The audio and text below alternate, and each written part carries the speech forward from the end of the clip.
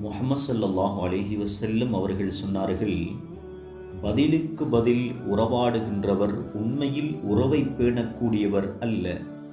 மாறாக உறவு முறிந்தாலும் அந்த உறவுடன் இணைகின்றவரே உறவை பேணக்கூடியவர் ஆவார்.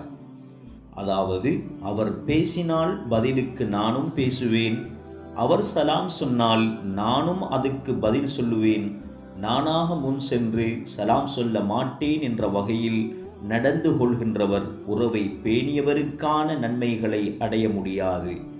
இது பதில் நடவடிக்கை என்றே கருதப்படுகின்றது. மாறாக உறவை முறித்து கொண்டவரிடம் வழியைச் சென்று உறவாடுகின்றவருக்கே உறவை பேணிய அந்த சிறப்புகள் கிடைக்கும். அப்பொழுதுதான் இவர் அகம்பாவத்தையும் ஆணவத்தையும் கைவிட்டு உறவை மதிக்கின்றவர் என்பது உறுதியாகும்.